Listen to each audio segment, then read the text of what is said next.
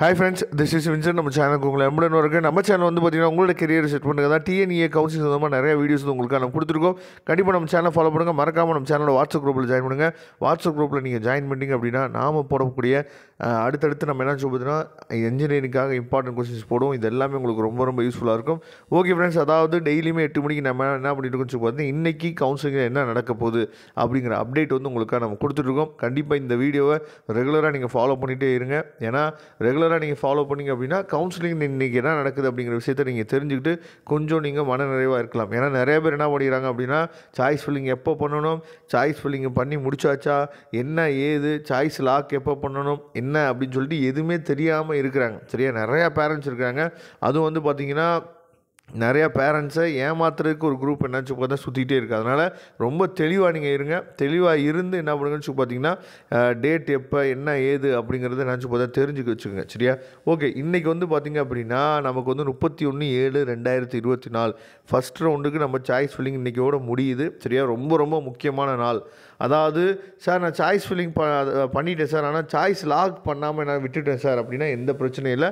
ஆட்டோமேட்டிக்காக அதுவாக லாக் ஆயிரும். சரியா, கண்டிப்பாக லாக் பண்ணியே ஆகணுமான்னு சொல்லி கேட்டிங்க அப்படின்னா அதெல்லாம் அவசியம் கிடையாது.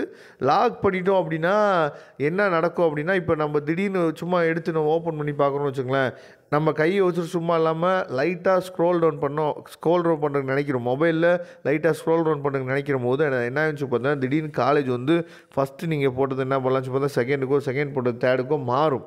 அப்படி மாறாமல் இருக்கிறதுக்காக தான் நம்ம என்ன பார்த்தோம்னா சாய்ஸ் லாக் பண்ணிட்டோம் அப்படின்னா நீங்கள் எப்போ வேணாலும் ஓப்பன் பண்ணி பார்த்துக்கலாம்.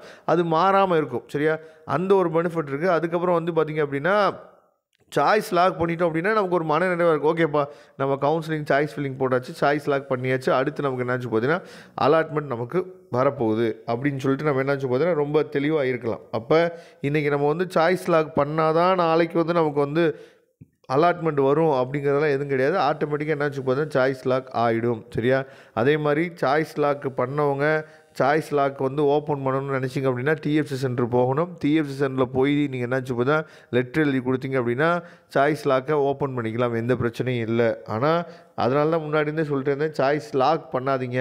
ஏன்னா நம்ம பசங்க எப்போயுமே என் ஃப்ரெண்டு அந்த காலேஜ் போட்டிருக்கான், என் ஃப்ரெண்டு இந்த கோர்ஸ் போட்டிருக்கான் அப்படின்னு சொல்லி தான் என்ன பண்ணுவாங்கன்னா மாற்றணும்னு நினைப்பாங்க. பேரண்ட்ஸும் அதை ஒன்றும் இல்லாமல் என்ன பண்ணுவாங்கன்னு சொல்லி பார்த்தீங்கன்னா ஓகே நம்ம பையன் தான் ஆசைப்பட்றான்ல அப்படின்னு சொல்லிட்டு என்ன பண்ணுவாங்கன்னா மாற்றுறதுக்கு ட்ரை பண்ணுவாங்க. அப்போ லாக் பண்ணியிருந்தீங்க அப்படின்னா எப்படி மாற்ற முடியும்?